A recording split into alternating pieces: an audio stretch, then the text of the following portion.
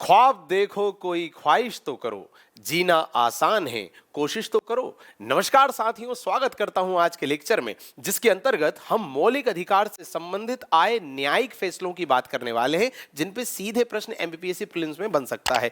Cut to cut बात करेंगे, सीधे फैक्ट देखेंगे। आइए शुरुआत करने से पहले एक बात मैं स्पष्ट कर दूं कि मौलिक अधिकार से संबंधित न्यायिक फैसलों को हम दो कैटेगरी में बांट के देखते हैं। पहली कैटेगरी है संशोधन से संबंधित न्यायिक फैसले और दूसरी कैटेगरी है नए मौलिक अधिकारों को शामिल करने वाले न्यायिक फैसले। तो पहले संशोधन वाले न्यायिक फैसले देख लेते हैं। साथियों, पहला फैसला आया 1951 में, जिसका नाम था शंकरी प्रसाद बनाम भारत संघ का केस। इसमें कहा गया कि संसद जो है उसे अनुच्छेद 368 में दी हुई शक्ति का प्रयोग करके मौलिक अधिकार में कहीं भी संशोधन करने की शक्ति है। ठीक है भाई। फिर आया 1965 में सज्जन सिंह बनाम राजस्थान सरकार का केस। इसमें भी सेम फैसले को रिपीट किया गया और कहा गया कि संसद को अनुच्छेद 368 का प्रयोग करके मौलिक अधिकार में कहीं पर भी संशोधन करने की शक्ति है। तो शुरू के दो फैसले संसद को ये अलाउ कर रहे हैं कि वो 368 का प्रयोग करके मौलिक अधिकार में भी कहीं भी संशोधन कर सकती है। फिर क्या हुआ? फिर 2 वर्ष बाद आया गोलकनाथ बनाम पंजाबवाद। इसके अंतर्गत यह कहा गया कि संसद जो है वो मौलिक अधिकार में संशोधन नहीं कर सकती, वो कहीं भी कर सकती है पर मौलिक अधिकार में नहीं कर सकती। यह बात कही गई गोलकनाथ के केस में 1967, जो 2 वर्ष बाद आया। फिर क्या हुआ? संसद ने अपने इस अधिकार को दोबारा प्राप्त करने के लिए 1971 में एक अमेंडमेंट लेके आई। 24वां संविधान संशोधन आया। इसके अंतर्गत सरकार ने स्वयं को अधिकार दे दिया और क्या कहा कि जो संसद है वो मौलिक अधिकार में कहीं भी संशोधन कर सकती है और उस पर राष्ट्रपति महोदय जो होंगे वो साइन या हस्ताक्षर करने के लिए बाध्य होंगे। इस तरह संसद ने अपनी शक्ति दोबारा प्राप्त करी। किस संशोधन में? 24वें संविधान संशोधन में। कब आया? 1971 में आया। फिर क्या हुआ? न्यायपालिका रुक जाएगी क्या? नहीं रुकेगी। 2 वर्ष बाद फिर क्या हुआ? केशवानंद भारती का केस आया, जो केरल राज्य के बनाम में था। इसमें फिर से यह कहा गया कि संसद जो है वो मौलिक अधिकार में ठीक है संशोधन तो कर सकती है, कर लो कोई दिक्कत नहीं, परंतु मूल ढांचा संविधान का प्रभावित नहीं होना चाहिए।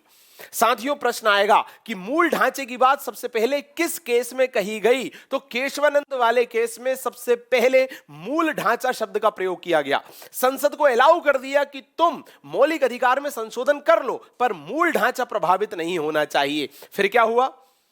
फिर से संसद 1976 में 42nd अमेंडमेंट लाई, जिसमें इन्होंने ये कहा कि देखो भैया, हम जो है मौलिक अधिकार में जब संशोधन करेंगे और उस समय यदि कोई मूल ढांचा प्रभावित होता है या कोई भी चीज डिस्टर्ब होती है तो वो न्यायालय में प्रश्नगत नहीं होगा। मतलब न्यायालय को अधिकार नहीं है कि वो चेक करे हमने मूल ढांचा प्रभावित किया कि नहीं।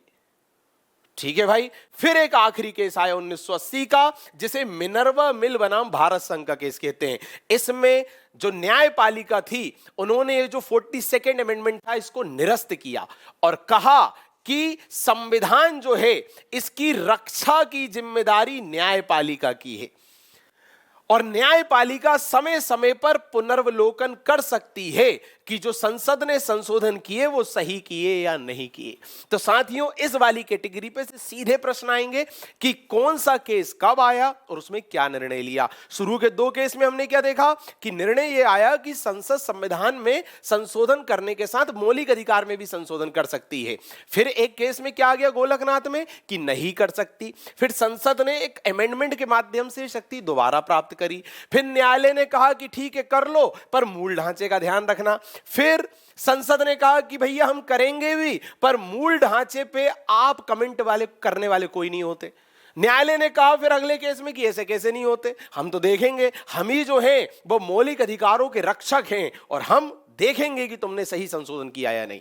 तो ये ओवरऑल सारे केसेस आपको पता होने चाहिए, किस वर्ष आए, किस में क्या कहा गया। इसके अलावा अब हम दूसरी कैटेगरी पे जंप करेंगे, जिसके अंतर्गत जो फैसले आए थे उन फैसलों के माध्यम से मौलिक अधिकार में कुछ नए नए अधिकार भी शामिल हुए। तो आइए उसकी शुरुआत करते हैं। तो इसके अंतर्गत कई केसेस आए जिसके माध्यम से जो 21वें नंबर का मौलिक अधिकार है उसमें कई और अधिकारों को भी शामिल किया गया। 21वें मौलिक अधिकार में किया, याद रखना, प्राण और दैहिक स्वतंत्रता के अधिकार में दूसरे अधिकार भी शामिल किए गए। तो कौन कौन से केस में क्या क्या शामिल हुआ? मेनका गांधी का केस आया, उसमें कहा गया कि भैया जो गरिमापूर्ण जीवन जीना है यह भी किसी व्यक्ति का मौलिक अधिकार है। गरिमापूर्ण जीवन जीने का अधिकार भी मौलिक अधिकार है। दोस्तों यही कारण है कि सार्वजनिक स्थल पर किसी को फांसी और यह सब नहीं दिया जाता। दूसरा आया गोविंद वाला केस, गोविंद बनाम मध्य प्रदेश सरकार।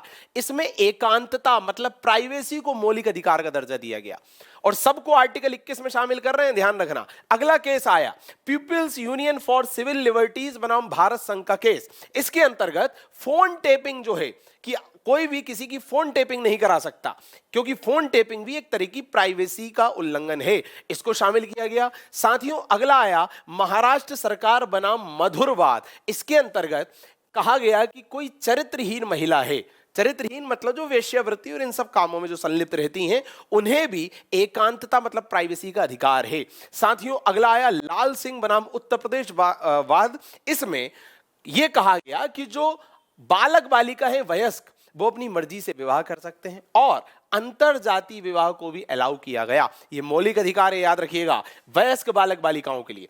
अगला आया मोहिनी बनाम कर्नाटकावाद। इसमें जो शिक्षा का अधिकार है इसे मौलिक अधिकार का दर्जा दिए जाने की बात हुई। साथियों उसके बाद आपको दिख रहा है स्क्रीन पर परमानंद कटारा बनाम भारत संघ का वाद। तो परमानंद कटारा वाले केस में यह कहा गया कि जो स्वास्थ्य है वो हमारा मौलिक अधिकार है, कि आपको स्वास्थ्य की गारंटी होगी। इसके अलावा एमसी मेहता वाला केस आया जिसमें कहा गया कि प्रदूषण मुक्त वायु लेना हमारा अधिकार है, कहीं भी दूषित वायु हम लेंगे तो हम केस कर सकते हैं उसके खिलाफ। अगला विशाखा बनाम राजस्थान केस आया जिसमें कहा गया कि जो कामकाजी महिलाएं हैं उन्हें सुरक्षा मिलनी चाहिए उनके कार्यस्थल पर, उनके वर्क प्लेस पर। इसके अलावा साथियों कुछ अन्य अधिकार भी थे जो आर्टिकल 21 में शामिल किए गए, जैसे विदेश जाने का अधिकार, यह भी आर्टिकल 21 का पार्ट है। इसके अलावा आजीविका पाने का अधिकार, नींद लेने का, सोने का अधिकार, इसके अलावा भोजन करने का अधिकार, आश्रय मतलब राइट टू शेल्टर, ये सारे अधिकार भी मौलिक अधिकार की श्रेणी में शामिल किए जा चुके हैं। प्रश्न आएगा कि किस केस के माध्यम से किस चीज को मौलिक अधिकार का दर्जा दिया, यह आपको पता होना चाहिए। साथियों क्या क्या देखा हमने देखा कि भाई जो विशाखा वाला केस था उसमें कामकाजी महिलाओं की बात हुई, एमसी मेहता वाले में प्रदूषण मुक्त वायु की बात हुई, परमानंद कटारा में स्वास्थ्य की बात हुई, मोहिनी वाले में एजुकेशन की बात हुई, लाल सिंह वाले में इंटरकास्ट मैरिज और अपनी मर्जी से विवाह कर पाने की बात हुई, मधुर वाले में चरित्रहीन महिलाओं के अधिकार की बात हुई, इसके अलावा गोविंद वाले में एकांतता और मेनका वाले में डिग्निटी मतलब गरिमापूर्ण जीवन की बात हुई। तो किस केस में क्या शामिल किया, इस पे सीधे प्रश्न आएगा और कौन कौन सी चीजें मौलिक अधिकार में शामिल हो चुकी हैं ये पता होना चाहिए। बहुत बहुत धन्यवाद।